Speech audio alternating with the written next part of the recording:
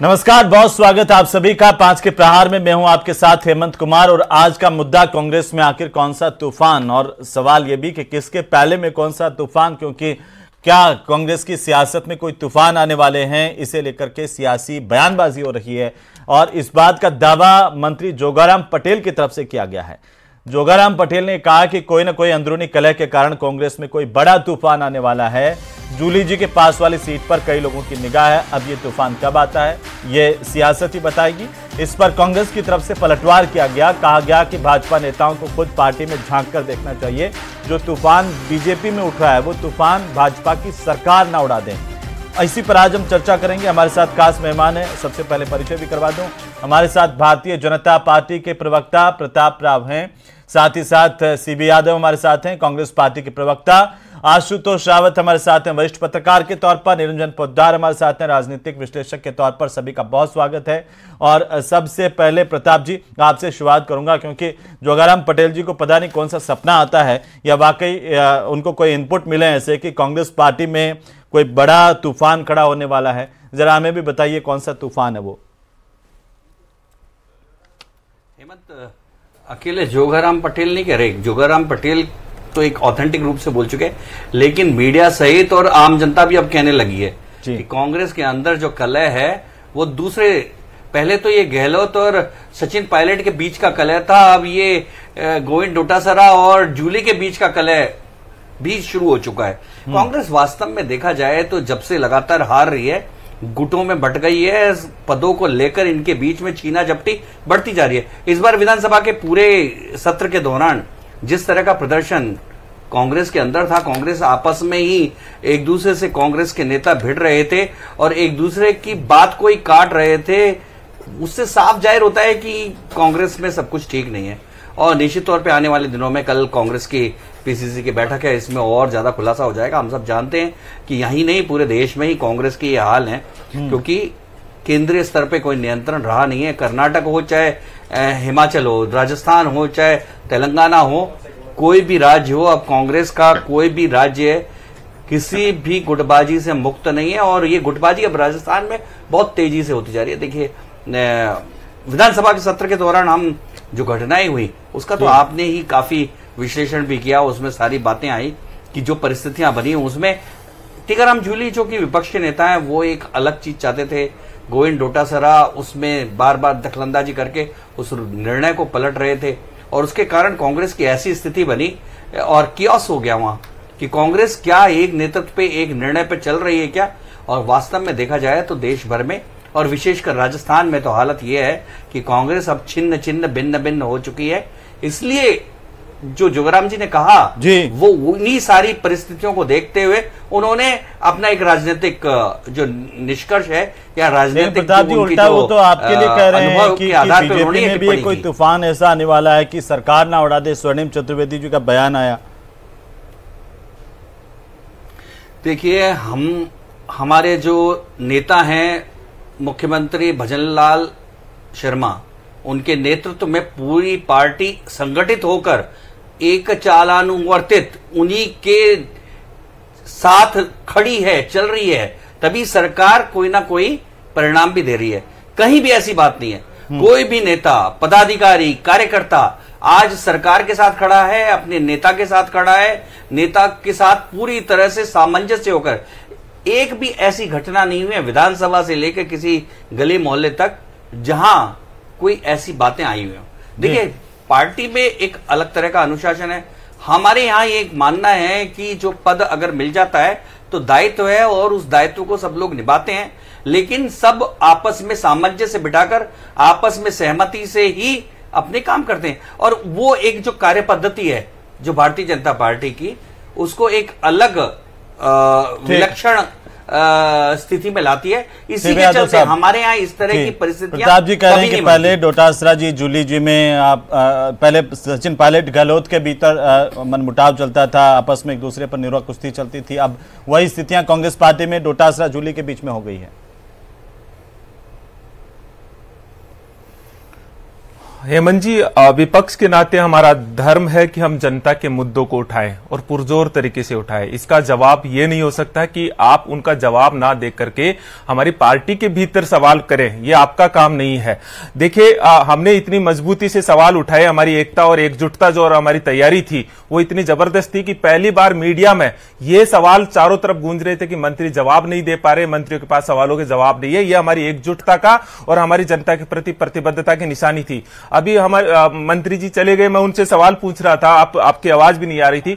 अभी आज ही के दिन अविनाश गहलोत जी जो मंत्री है वो पुलिस कर्मियों के ऊपर ट्रैक्टर ट्रॉली, जैतारण के किसी भी व्यक्ति की ट्रैक्टर ट्रॉली अगर बजरी माफिया के तहत पकड़ी जाएगी तो बख्शा नहीं जाएगा। आप देखिए, ऐसी बात कर रहे हैं। और दूसरी तरफ किरोड़ी जी कह रहे हैं कि नहीं, ये पुलिसकर्मी जो मांग कर रहे हैं वो ठीक है। आप बताइए, ये जो विरोधाभास तो आज ही की तारीख के दिन उभर रहा है। हमारी पार्टी में तो ऐसा कोई विरोधाभास नहीं है। किरोड़ी जी जो लगातार कह रहे हैं कि मेरी फोन टेपिंग करवा रहे हैं, मेरे ये मामले करवाए, लगातार ये कह रहे हैं। और दूसरी तरफ ये विधानसभा में नहीं आ रहे हैं, कभी कभी कैबिनेट की बैठकों में नहीं आ रहे हैं। ये विरोधाभास तो खुले मंच पे दिख रहा है, जनता को नहीं दिख रहा या मीडिया को नहीं दिख रहा। हमारे पास तो बिल्कुल हम एकजुट है, हम तो बिल्कुल पुरजोर तरीके से विपक्ष की भूमिका निभा रहे हैं। क्या मंत्री ऐसा कह रहे हैं पुलिस वालों को? अविनाश गहलोत खुद ऐसा कह रहे हैं कि भाई आप किसी बजरी माफिया को किसी का ट्रैक्टर मत पकड़ना। बिल्कुल, मैं ये आरोप जो हमारे नेता प्रतिपक्ष ने देखिए ये ट्वीट भी किया है और आप सुना भी सकते हैं और आपको भी दिखाना चाहिए। ये पूरा का पूरा ये आप बताना चाहिए आप लोगों को। तो आवाज तो नहीं आ रही हमें, ये तो जवाब दे देंगे आप जरूर इसके बाद में भी आप दिखाइएगा जिसमें वो कह रहे हैं कि जैतारण के किसी भी ट्रैक्टर ट्रॉली को पकड़ा गया, बजरी को पकड़ा गया तो पुलिस कर्मियों को बख्शा नहीं जाएगा। ये सीधी सीधी धमकी दे रहे हैं। होली जैतारण में होली जो उनका होली मिलन समारोह होगा, जो उनका राजनीतिक कार्यक्रम होगा, खुले मंच पे बोल रहे हैं। और नेता प्रतिपक्ष जी ने ट्वीट किया है इस बात पे। तो पुलिसकर्मियों का मनोबल कैसे रहेगा आप बताइए? हम बहस कर रहे हैं कि उनका भत्ता बढ़ाए, ये बात आप देखिए, प्रक्रिया एक होती है, लेकिन ये प्रक्रिया खुले मंच से ऐसी धमकी दे रहे हैं। हम क्यों? किरोड़ी जी ने खुद ने कहा है, अनीता बघेल जी ने कहा है कि बजरी माफिया जो है प्रशासनिक अधिकारी और उनका नेक्सस चल रहा है। तो पूरा इनके पार्टी के भीतर तो सीधा खुलेआम दिख रहा है। हम तो बिल्कुल हमारी विपक्ष की भूमिका है, सुना तो गृह राज्य मंत्री का ये बयान भी सुना होगा कि उसका जवाब इधर से उधर लड़काना नहीं, हमारी पार्टी का मामला, हम तो देख लेंगे, इससे जनता की सेहत पर प्रभाव नहीं पड़ रहा। लेकिन सरकार बिखरी हुई है। जी नहीं, उन्होंने ये सवाल भी पलटवार किया। जब आपने इसका जिक्र किया है तो गृह राज्य मंत्री ने यह भी तो कहा कि इससे पहले तो कांग्रेस की सरकार थी, उन्होंने पुलिस का कुछ भी भला नहीं किया।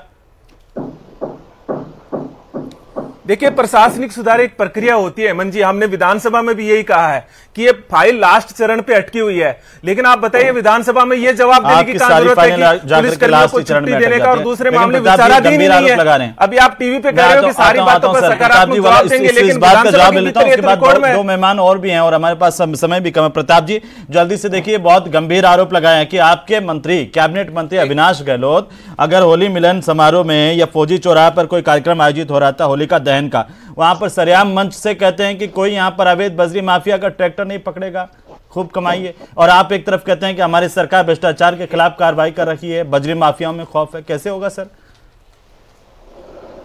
हेमंत, कांग्रेस की आदत है फेक वीडियो चलाना। इस वीडियो में कहीं आवाज स्पष्ट नहीं है और जब तक ये स्पष्ट नहीं है कि उन्होंने कहा है तो ये कोई बात नहीं है। दूसरा, कोई भी, ये इनकी आदत है कि अपने आप को बचाने के लिए और चुनावों के दौरान हो या जब भी, कांग्रेस हमेशा फेक वीडियो बनाकर चलाती रहती है। और इसकी जांच होनी चाहिए कि आखिर में ये अविनाश गहलोत के नाम से, देखिए, इसलिए जब तक ये ऑथेंटिकेट नहीं कर देते कि ये नहीं ऑथेंटिकेट करें और उसकी जिम्मेदारी लें और एफआईआर दर्ज किया है, ये कहें कि ये नेता प्रतिपक्ष जी ने ट्वीट किया टीका रूम ने गलत वीडियो चलाकर कोई ऐसे नहीं दिखा रहा, मीडिया में गलतफहमी पैदा करने की कोशिश नहीं होनी चाहिए। बिल्कुल इसकी जांच होनी चाहिए कि अवैध वीडियो और गलत वीडियो, फेक वीडियो कैसे चला रहे हैं। देखिए, इनकी आदत है।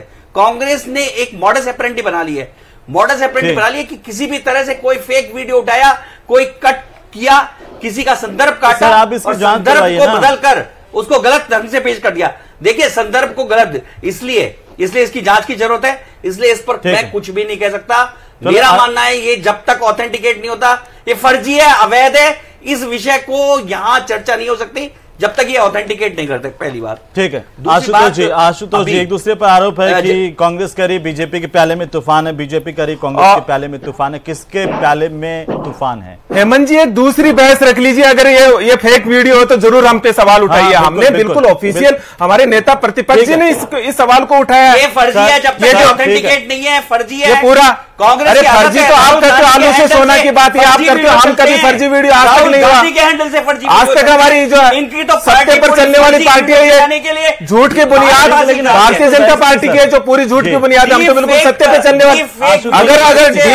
अगर फेक वीडियो है तो FIR करवाइए, इतना बड़ा आरोप लगा रहे हैं, FIR करवाइए हम लोगों पे। राजस्थान की राजनीति हो या देश भर की राजनीति हो, निश्चित तौर पर हर राजनीतिक दल के अंदर कुछ उठापटक चलती रहती है, लेकिन कांग्रेस के अंदर की जो उठापटक है वो हमेशा आपको सामने पर्दे पर साफ साफ दिखती है। कांग्रेस के लोगों का अधिकांश समय उसको कवर अप करने में चला जाता है, और यही कांग्रेस के साथ सबसे बड़ी दिक्कत है। तो कांग्रेस की सरकार में भी 5 साल तक यही आरोप लगते रहे कि इनके तूफान खड़ा हो रहा है, लेकिन 5 साल सरकार कर गई। हमेशा ऐसा ही लगता था कि आज कोई नया तूफान आ गया है। बिल्कुल बिल्कुल, देखिए कांग्रेस का पिछला 5 साल का कार्यकाल हो तो भी आप देखेंगे कि पूरा समय सरकार को काम करने से ज्यादा पार्टी को यह मैनेज करने में, यह फोटो अप कराने में कि दोनों नेता एक साथ हैं, केंद्रीय नेतृत्व का पूरा समय इसी में बर्बाद हुआ। और ऐसे में टीकाराम जूली और डोटासरा साहब का भी जो फोटो आया है, मुझे लगता है कि वो शायद एक फोटो अभी है। उससे ज्यादा अगर कांग्रेस अंदरूनी अपनी जो उठापटक है उसको कम से कम बाहर सार्वजनिक तौर पर सामने नहीं आने दे तो भी शायद पार्टी का बहुत भला होगा। भारतीय जनता पार्टी पोद्दार साहब सबकी बात सुनिए, एक फाइनल कंक्लूजन हमें दे दीजिए, एक फाइनल कमेंट आपका। देखिए हेमंत जी, निश्चित रूप से पार्टी कोई भी हो, चाहे छोटी पार्टी हो, बड़ी पार्टी हो, सत्ताधारी पार्टी हो, विपक्ष हो, जिसके अंदर राजनीति के अंदर घात प्रतिघात का खेल चलता ही है। जहां पे पद को बचाने का और पद को पाने का ये संघर्ष आपको हर जगह दिखेगा। क्योंकि अगर इसके अंदर जोगाराम जी जो कह रहे हैं, हाँ यहाँ पे एक चीज जरूर है कि कांग्रेस इसके अंदर एक विरली पार्टी ऐसी है जो सत्ता में रहते हुए भी उसके अंदर संघर्ष चलता है, और जब वो अपोजिशन में होती है तब उसके अंदर ज्यादा संघर्ष चलता है एक दूसरे के प्रति, जिस तरीके से घात प्रतिघात होता है उसका। लेकिन यहाँ पे अगर हम बात करें भारतीय जनता पार्टी, तो निश्चित रूप से देखिए आज भारतीय जनता पार्टी के अंदर भी कुछ आपको सब कुछ सामान्य दिखाई दे रहा है, लेकिन अंदर से जो ज्वार उभर रहा है उसको सब लोग देख रहे हैं कि कितने लोग आज दिल्ली आकर के दिल्ली की जो परिक्रमा करके जा रहे हैं वो सबको दिखाई दे रहा है। और इसका सीधा साधा उदाहरण आपके सामने है वो हेमंत जी, कि नवंबर दिसंबर में जो मंत्रिमंडल विस्तार अपेक्षित था वो मंत्रिमंडल विस्तार होते होते आप ये समझ लीजिए मार्च बीत गया। अभी भी वो ये हर पार्टी के भीतर देखिए, जब सरकार है, इतना बड़ा संगठन है, छोटी मोटी राजस्थान में कहावत है कि बहुत सारा बर्तन करना पड़े रहे बाजबो भी करे, लेकिन इसका मतलब यह नहीं है कि उसमें कुछ तूफान खड़ा बीजेपी में होता हुआ नजर आ जाएगा। फिलहाल बहुत शुक्रिया आप सभी का चर्चा में शामिल होने के लिए। और कुल मिलाकर के आरोप प्रत्यारोपों का दौर चल रहा है। उम्मीद है कि आने वाले दिनों में इसे लेकर ये आरोप प्रत्यारोप और ज्यादा तेज हो सकते हैं, लेकिन जनता की समस्याओं पर बात करें।